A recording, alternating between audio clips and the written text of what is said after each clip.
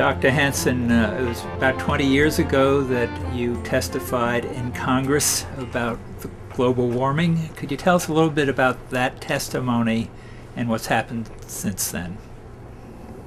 Well, that testimony was at a time when the global warming in the last century was only about 0.4 of a degree Celsius, which is about half of what it is now. So it wasn't so clear then that humans were beginning to dominate global temperature change. But for various reasons, I argued that the case was becoming clear and that we needed to start to do something about it soon, just because of the inertia of the system. And now, since we've used about 2 more decades since then, we've got to a point where we're really close to tipping points in the climate system. So it's important that we get now on a rapid downward path. If we had started 20 years ago, we could have taken a more gradual path. But given that we didn't, we've got a tougher job now. There are various tipping points in the climate system, and that means you get to a point where the dynamics of the process, where amplifying feedbacks can make things begin to happen faster. And if the dynamics takes over, then you get to a point where it's too late to stop a rather large change. For example, a large ice sheet. If that would begin to disintegrate, then once that process starts, it's too late. You can't tie a rope around an ice sheet that's a kilometer thick. So you don't want to get to that point where the physics begins to take over. We see a tipping point now in the Arctic where the sea ice has, at the end of the summer, is only about half of what it was a few decades ago. And even without any additional greenhouse gases, we will probably lose that sea ice over the next few decades in the summer, the warm season. But that's a reversible tipping point. If we would restore the planet's energy balance, then, or make it slightly negative so it cool off a little bit, then the sea ice would reform. What we don't want to happen is to pass tipping points where irreversible things happen, like disintegration of ice sheets, because it takes thousands of years to build an ice sheet, or extermination of species, of animal and plant species. Once they're gone, we've got a much more desolate planet. Bill McKibben, who is a great follower of yours, fan of yours, asked you at some point, what is the level of carbon dioxide that we can afford to have? And pretty much the conventional wisdom is, well, we're approaching 400, we'll probably get to 450 anyway, and maybe if we level off at somewhere about 500, it won't be too bad. You came up with a very different number. Can you tell us about that? Yeah, up until a few years ago, we had thought, well, maybe 450 parts per million of CO2 might be the level at which we'd get into dangerous territory. And the rationale was that that would prevent additional global warming from being more than a couple of degrees Fahrenheit. But now that we look at the Earth's history more carefully and have better data on how the Earth responded to changes in global temperature and atmospheric composition in the past, and as we see how the Earth is responding to the present amount, 387 parts per million of CO2, we see that we have actually already passed into the dangerous range of atmospheric CO2. If we leave it at this level for centuries, there would clearly be major effects that we don't want to happen. We can see already that the Arctic sea ice is melting, and we're probably going to lose all of that in the summer. Mountain glaciers all around the world are receding rapidly. If we stay on business as usual, most of those will be gone within 50 years. And that affects the fresh water supply for hundreds of millions of people. We can see that the subtropics are expanding. That's affecting the southern United States and the Mediterranean region, Australia. It's going to make the southern, southwest United States practically unlivable in several decades if we stay on business as usual. So there are a lot of things that tell us that 450 ppm, which would be a lot more than now, would really be far into the dangerous range. So we've got to begin to reduce emissions rapidly if we want to get back to a safe level of 350 ppm, or we may even have to go somewhat less than that. We know that global warming causes the extremes of the hydrologic cycle to become more extreme. The atmosphere holds more water vapor as it gets warmer, so the heavy rains are heavier and the floods are greater. The 100-year flood in many places is now happening 2 or 3 times a century instead of once a century. And the other extreme of the hydrologic cycle, when it is dry and hot, it's hotter and drier. So droughts also get more extreme. So there are a lot of practical impacts which are already becoming apparent. There have been natural climate changes that are much larger than the amount of global warming, human-made global warming at this time. But those natural climate changes occurred on long time scales, and we understand the basic mechanisms that drove them. Now humans have taken over, and we are providing a forcing which is much greater than the natural forcings that drove those changes. For example, the glacial to interglacial cycles were caused about 50% by changes in atmospheric composition and 50% by changes in the surface reflectivity of the planet. Both of those mechanisms, by the way, being amplifying feedbacks. The instigation for the glacial to interglacial changes were perturbations to the Earth's orbit. The balance between the source of CO2, volcanoes, and the sink, the weathering of the surface which draws CO2 out of the atmosphere, those two processes are not in general in balance. There can be an imbalance of up to typically 1/10,000th of a part per million of CO2 per year. So over 1 million years you can get 100 ppm change in CO2. But humans are now changing CO2 by 2 ppm per year. So we're 10,000 times more powerful than the natural geologic changes in atmospheric composition. So sure, there can be much larger changes in climate naturally, but on long time scales. We are now determining the changes that will occur this century and for the next centuries as far as we can see. The reason that we're burning fossil fuels faster and faster is that that's the cheapest form of energy, partly because we're subsidizing them. And we don't make the fossil fuels pay for their costs to society.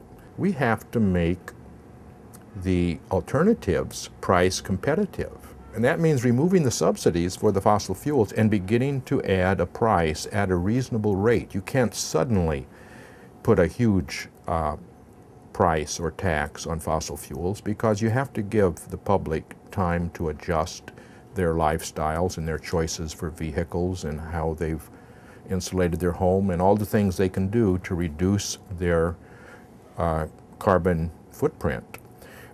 But the fundamental fact is that we need to increase the price of the fossil fuels. And that means a carbon price. That you can call it a tax or a fee or whatever you want, but it should be at the source, at the mine or the port of entry, and cover oil, gas, and coal, the fossil fuels, in proportion to their carbon content. And that's the clean way to do it. You shouldn't make exceptions or special favors because that will defeat the purpose of the system. Well, we've already proven that cap and trade doesn't work. The Kyoto Protocol was the prototypical cap and trade case, and it takes years and years to negotiate all the bells and whistles on that, and then it was very ineffectual. You know, the cap and trade people are pretending that it's not a tax. It is, in fact, it will cause an increase in the price of energy. And the only way that they can keep it negligible is by making it ineffectual.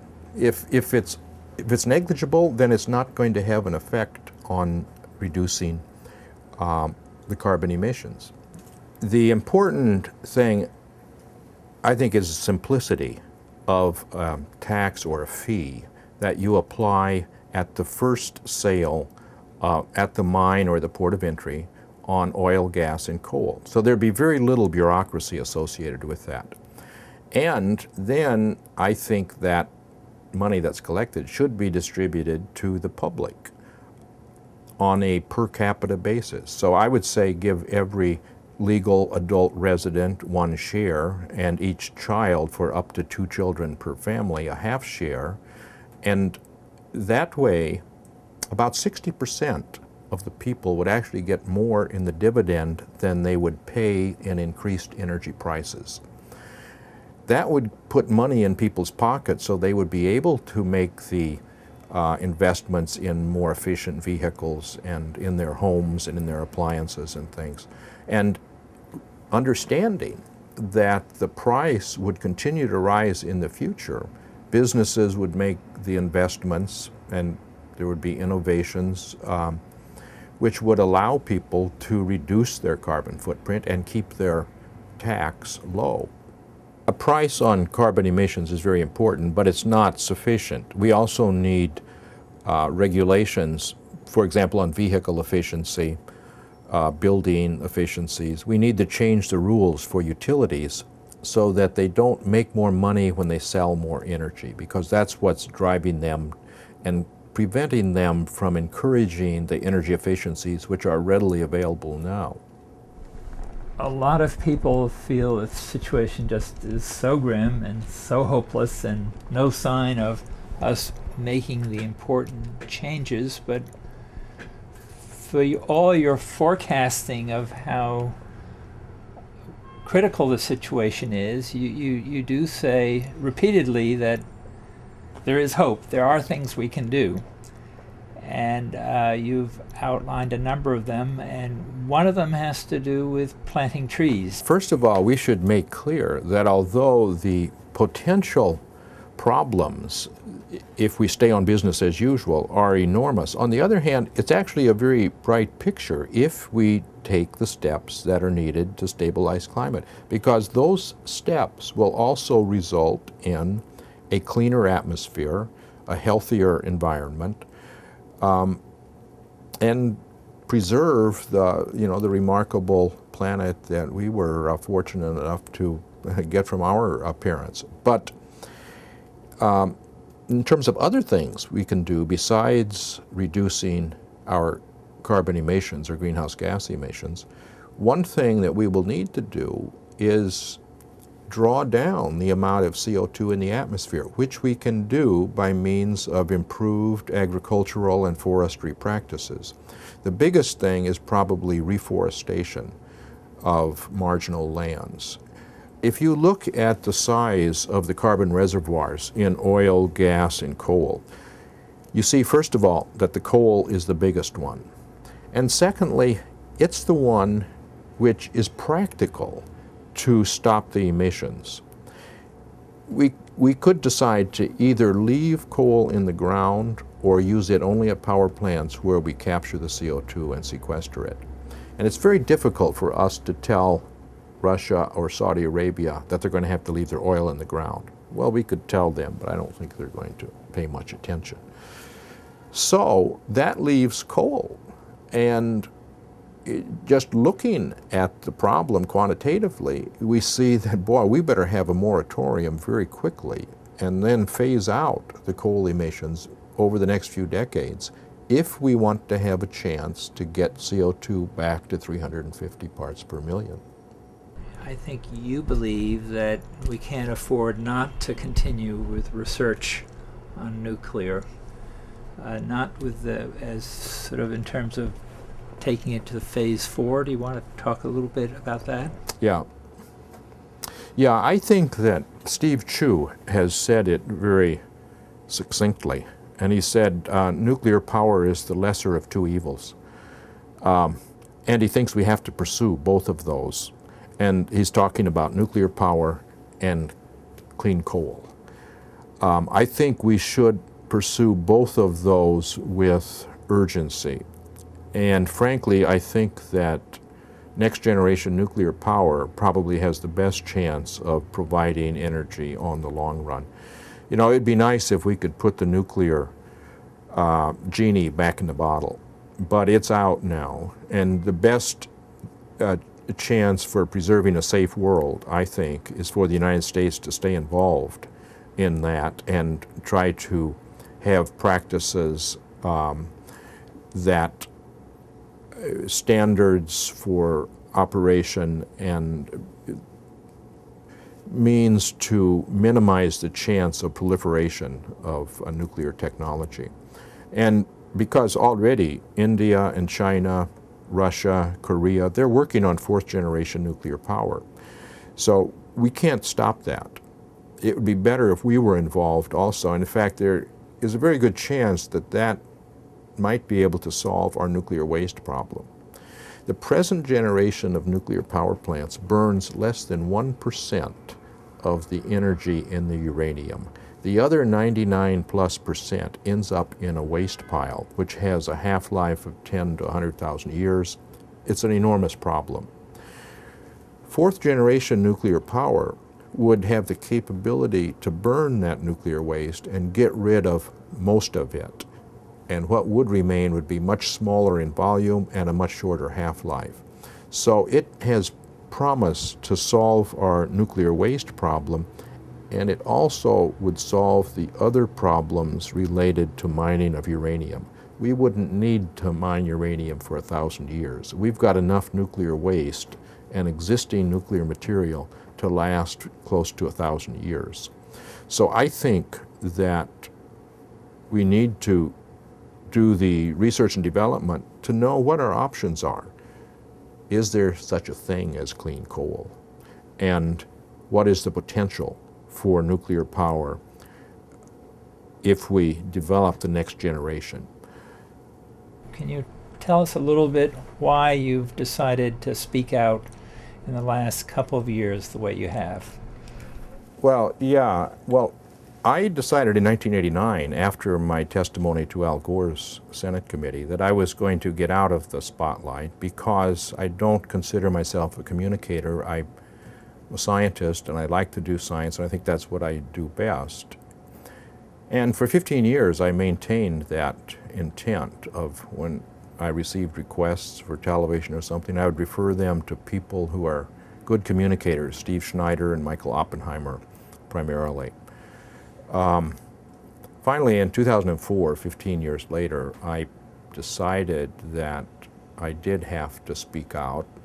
I planned to just make one public talk and prepare it very carefully because it had become clear that there was this big gap between what was understood by the relevant scientific community and what was known by the public, people who need to know. And also because it had become clear that the government was not helping with that communication. In fact, they were hindering that communication, even taking our press releases and sending them to the White House and then deciding not to issue them. So, and I decided, by that time I had 2 grandchildren, and I decided that I didn't want my grandchildren to say, Opa understood what was happening, but he didn't make it clear. So I decided to make this one talk, and then it turned into another talk, and now for the last several years I've been speaking out more. But there's still this gap. We have not closed the gap. The public doesn't understand that we have an emergency. And it's not surprising because global warming is only a couple of degrees Fahrenheit, which is very small compared to day-to-day weather fluctuations, which are 10 or 20 degrees. But scientifically, we can see what's happening with the mountain glaciers receding, with the Arctic sea ice melting, with the subtropics expanding. And we can see what's on the horizon within a few decades, the effects it's going to have on ice sheets and sea level and on species extinction. So we have to try to make this clear to the public, and it's not easy. We had one administration that was really in denial of global warming, and now we have a new president, a new Congress. People are accepting global warming, climate change as a critical issue. There's a heavy debate going on right now in Congress over legislation. The president wants it. But as you said, there's still a gap, there's still a worry. And even among environmentalists, there is wide disagreement whether to go for the cap and trade or the carbon tax. And there are even some people that are saying that Dr. Hansen should stick to science and not get into politics. Well, I think that scientists have something to offer in this discussion and the considerations of the paths that we need to take. We have to be objective, and we have to be able to connect the dots. We have to look at the data, and we have empirical data on how well cap and trade worked in the Kyoto Protocol case. Many people don't even realize that the countries that accepted very strong targets didn't meet those targets, or when they did, it was by means of escape valves, which allowed them to actually increase their CO2 emissions. Do you have any thoughts about what you hope comes out of the new United Nations treaty? Well, what I hope does not come out of it is another Kyoto-style approach where the actions, the net effect, will be minimal. I think that there is now beginning to be a movement toward understanding that we need a carbon price. In fact, I got an email today from Sweden that indicated the Swedish government is considering the possibility of pushing for a carbon price. So I think things may change before December. I think there needs to be more communication about what's needed, and we need to look back at the Kyoto approach and understand what worked and what didn't work, because we don't have we can't waste another 10 or 12 years on an agreement which is ineffective. You can't ask a developing country to put a cap. China, Indonesia, India, they're saying, well, we're just trying to catch up to the Western world. You can't tell us to cut back on our consumption. But if everybody has a tax, then that's a whole different scenario. Would you kind of agree with that? Well, sure. India and China are going to want to limit their requirements for fossil fuels. They can do that best by means of a price. And applying the tax themselves, they keep the money, so they're not... It has many benefits for them. And of course, stabilizing the climate is especially important for them. They are very vulnerable to climate change. So I think that has a much better chance of being negotiated with developing countries like China and India than a Kyoto-style approach. You said earlier that the public isn't aware that we're facing an emergency, and I would agree with that.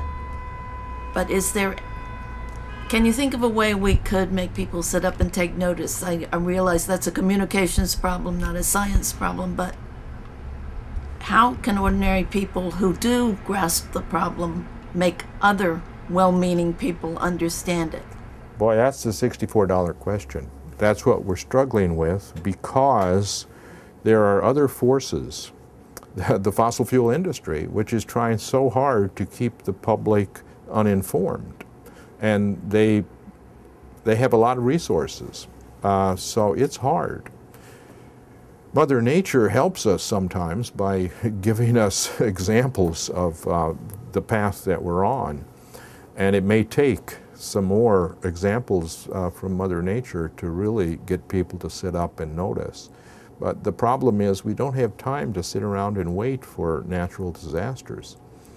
So we have to do the best we can, and I don't know. I wish I had a good answer to that. There are now thousands of young people who are beginning to understand what's at stake. And they're the ones who've organized actions, and I think have more in mind. There's a case in Utah where this young college student, Tim DeChristopher, went into the auction of that the Bureau of Land Management had for oil and gas drilling rights on public lands, and outbid the oil companies for those rights, only they found out at the end that he didn't have any money to pay for that. Well, I think this is another example of where young people are beginning to understand what's at stake, and they're willing to take personal risks to try to do something about that and to draw attention to it. And I hope that this may be the first steps in the public really beginning to see what's happening and begin to put pressure on the government to do the right thing. The encouraging thing about these 350 organizations are, I've attended a few of their meetings. They're run by young people, and it's really impressive the degree to which they understand both the science and the policy, what is needed in order to get us onto a track that will stabilize the climate. So that's a reason for optimism, the fact that there are now a lot of young people who are beginning to respond to Bill McKibben's call for them to get involved. I'm already very impressed by what young people are beginning to do, the actions they're beginning to take. And it's important that they make clear, not only to their parents, but especially to politicians, that they expect the actions that are needed in order that they can have the same benefits of nature that we have had. And I think they have every right to expect that.